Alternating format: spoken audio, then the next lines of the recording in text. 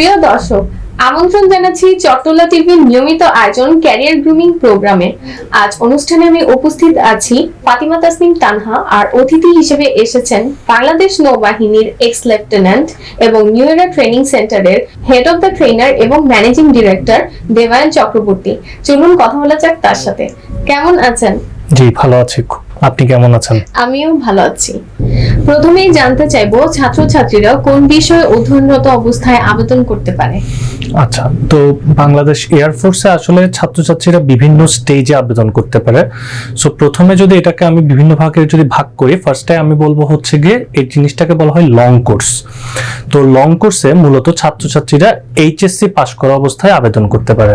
So এই প্রক্রিয়াটা basically শুরু হয় যখন একজন ছাত্রছাত্রী যখন হচ্ছে গিয়ে এইচএসসি সেকেন্ড ইয়ারে পড়ে। সো সেকেন্ড ইয়ারে পড়া অবস্থাতেই তারা তাদের আবেদন শুরু করতে পারে এবং আপ টু 21 বছর বয়স পর্যন্ত সে আবেদন করতে পারে লং কোর্সে। আরেক দফা আবার আবেদন করতে পারে যখন তারা তাদের অনার্স বা গ্র্যাজুয়েশনটা যখন কমপ্লিট করে।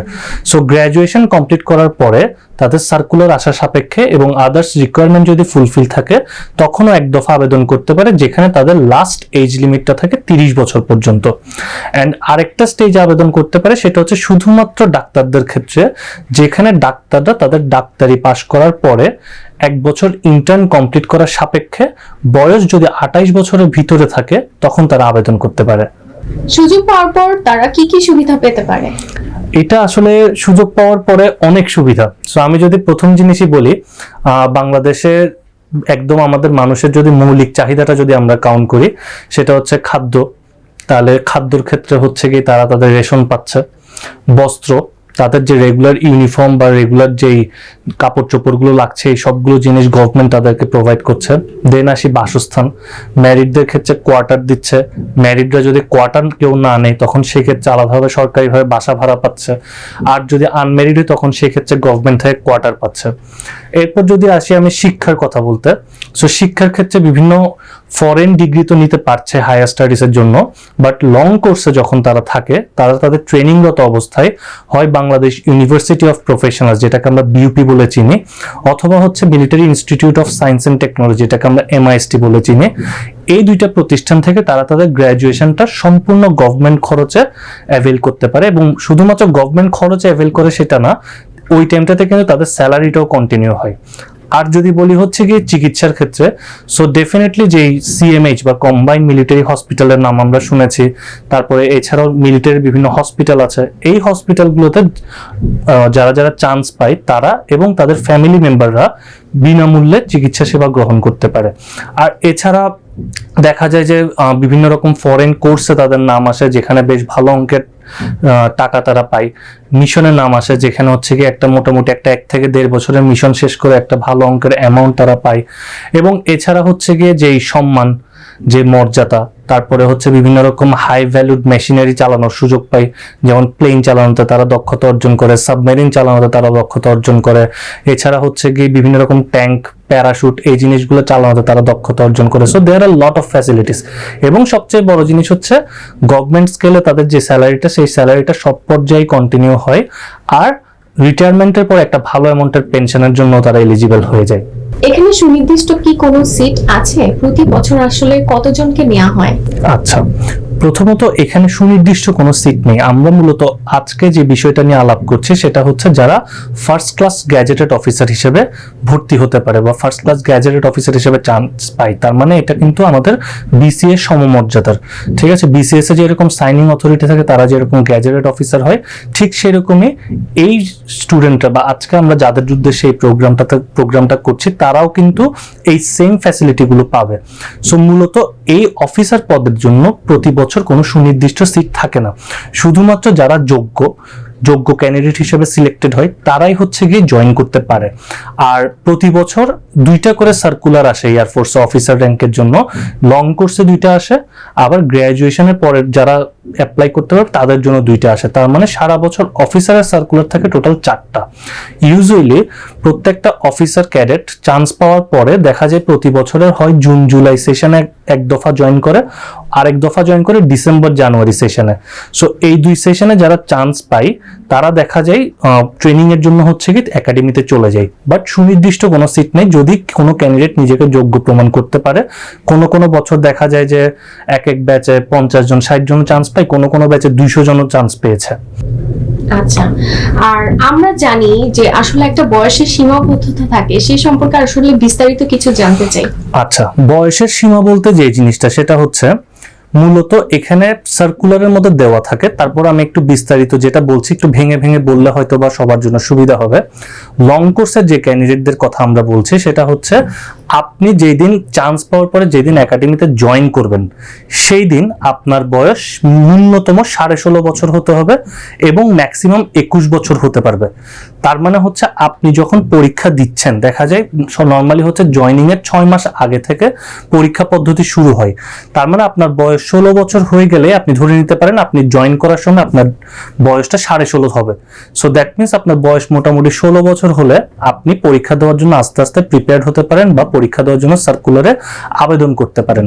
অ্যান্ড শর্ট কোর্সের জন্য এই সময়টা শুরু হয় আফটার গ্র্যাজুয়েশন এবং ম্যাক্সিমাম লিমিট কাউন্ট করা হয় হচ্ছে আপ টু 30 ইয়ার্স। আমরা প্রায় সবাই জানি এয়ারফোর্সে যারা জয়েন করে তারা সবাই কিন্তু প্লেন চালাতে পারে না, তো কারা প্লেন চালাতে পারে এই সম্পর্কে বিস্তারিত জানতে চাই। আচ্ছা, এয়ারফোর্সে মূলত হচ্ছে কি মাল্টিপল ব্রাঞ্চ আছে, বেশ কিছু ব্রাঞ্চে ওই অফিসারদেরকে ভাগ করা হয়। এর মধ্যে 2টো ব্রাঞ্চ আছে যেটার নাম হচ্ছে জিডিপি অ্যান্ড জিডিএন। সো জিডিপি ব্রাঞ্চের ফুল ফর্ম হচ্ছে জেনারেল ডিউটিস পাইলট অ্যান্ড জিডিএন হচ্ছে জেনারেল ডিউটিস নেভিগেটর। সো মূলত এই 2টা ব্রাঞ্চে যারা চান্স পায় তাদেরকেই শুধুমাত্র প্লেন চালানোর পারমিশন দেওয়া হয়। কোন ব্রাঞ্চের কি কাজ তা দর্শকদের উদ্দেশ্যে শেয়ার করবেন? আচ্ছা, সো মূলত এখানের মধ্যে মাল্টিপল ব্রাঞ্চ আছে। অলরেডি আমি বলেছি যে general duties pilot and general duties navigator যে 2টা ব্রাঞ্চ, এটা নর্মালি হচ্ছে গিয়ে প্লেন চালানোর সাথে আমাদের বাংলাদেশ এয়ারফোর্সের আন্ডারে যে ফাইটার প্লেনগুলো আছে বা হেলিকপ্টারগুলো আছে সেগুলো চালানোর উদ্দেশ্যে তারা নিয়োজিত থাকে। আর এছাড়াও মাল্টিপল ব্রাঞ্চ আছে। সো আমি আস্তে আস্তে এক এক করে একটু বলি। একটা ব্রাঞ্চ আছে যেটা হচ্ছে এটিসি। সো এটিসি ব্রাঞ্চটা হচ্ছে basically air traffic control. So আমরা হয়তোবা বিভিন্ন মুভিতে যখন দেখি তখন হয়তোবা আপনারা সবাই দেখেছেন যে একটা টাওয়ারের ভিতরে হচ্ছে গিয়ে অনেক মানুষজন থাকে, তারা ওয়াকি টকির মাধ্যমে হচ্ছে বিভিন্ন জায়গায় কথাবার্তা বলে বা ফ্লাইটে যাই পাইলটরা আছে তাদের সাথে কথাবার্তা বলে। সো এটা হচ্ছে বেসিক্যালি এটিসি ব্রাঞ্চের কাজ। এরপরে আসে হচ্ছে এডিডব্লিউসি। এডিডব্লিউসি বলতে বুঝায় air defence weapon controller. Air defence weapon controller হচ্ছে আমাদের যেহেতু এটা যুদ্ধ বিমান, সো যুদ্ধ বিমানে তাদের ডিফেন্স করা বা উইপনগুলোকে কন্ট্রোল করার কাজে তারা নিয়োজিত থাকে। এরপরে আরেকটা ব্রাঞ্চ আছে ইঞ্জিনিয়ারিং। যেহেতু আমরা সবাই জানি এয়ারফোর্সের যে ফাইটার প্লেনগুলো বা হেলিকপ্টারগুলো আছে এগুলোতে মাল্টিপল ইঞ্জিন এবং মেশিনারিজের ফ্যাক্টর আছে। সো এই ইঞ্জিন আর মেশিনারিজ রিলেটেড ডিলিংস যারা করে, এগুলোর মেনটেনেন্স বলেন বা নতুন কোনো কিছু যদি আমরা আনতে যাই সেগুলোর সার্ভে করা বলেন, এরপরে হচ্ছে এগুলো কেনার প্রসেস থেকে শুরু করে মেনটেনেন্স রিলেটেড প্রসেস থেকে শুরু করে সবকিছু এই ইঞ্জিনিয়ারিং ব্রাঞ্চের অফিসাররা করে। তারপর আরেকটা ব্রাঞ্চ আছে লজিস্টিক্স। লজিস্টিক্স ব্রাঞ্চ কি করে?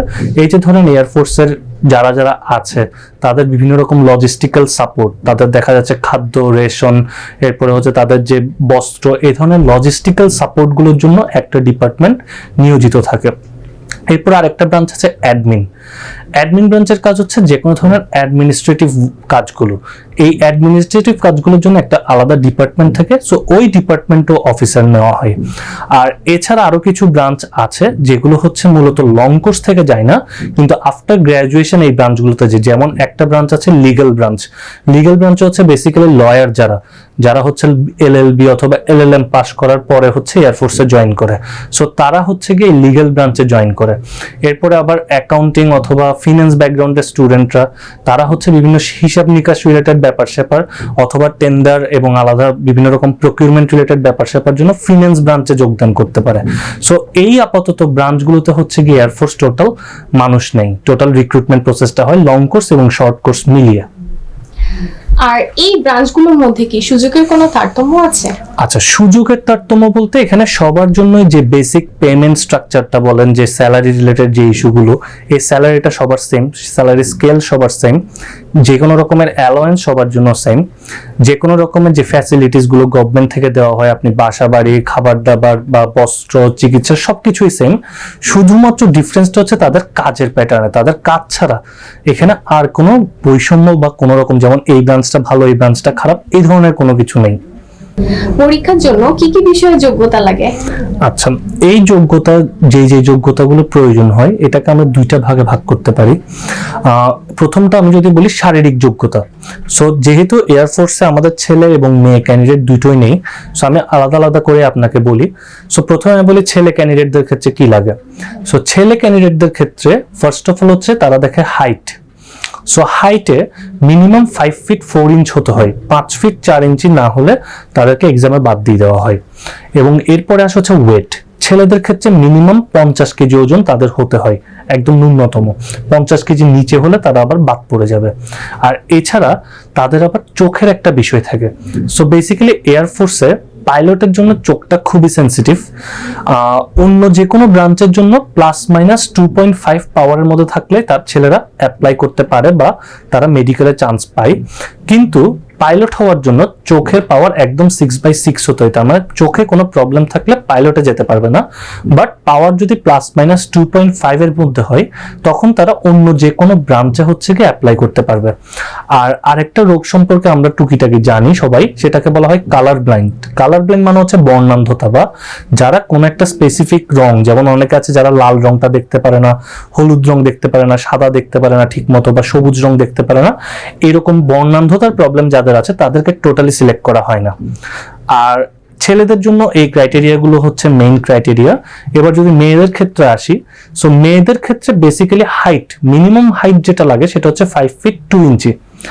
এবং মেয়েদের মধ্যে কেউ যদি আবার পাইলট হতে চায় তখন কিন্তু আবার 5 ফিট 4 ইঞ্চি হাইট লাগে।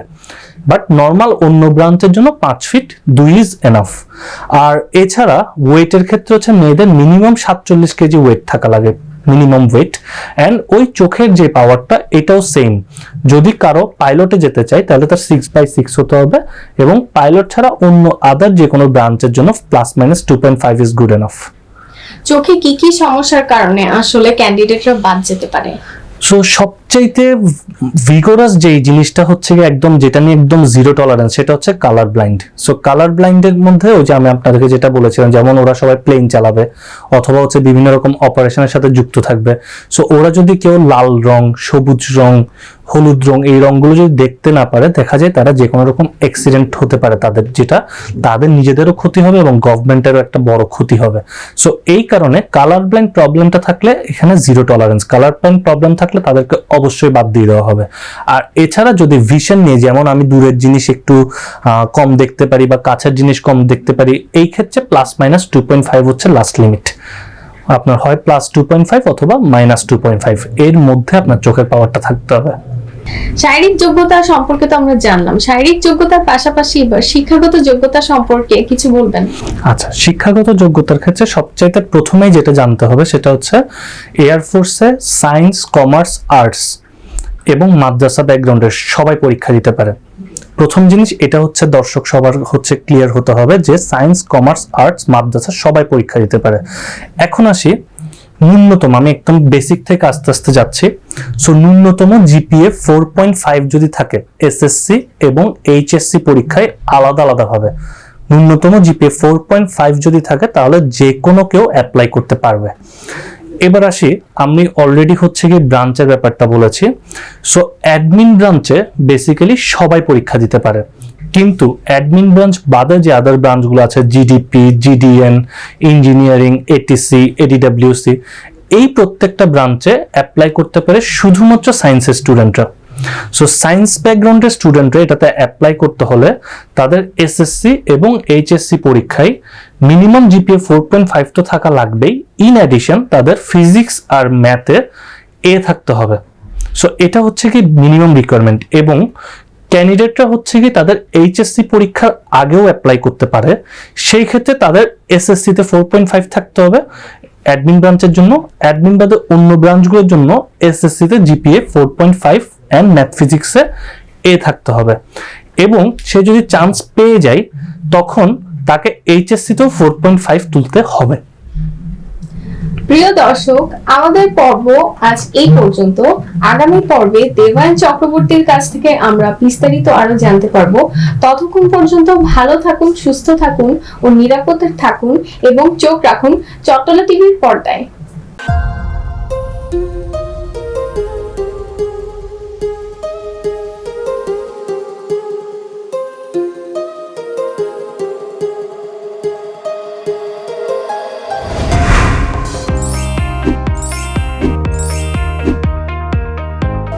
চট্টলা টিভি, ইতিহাস ঐতিহ্যের প্রতিচ্ছবি।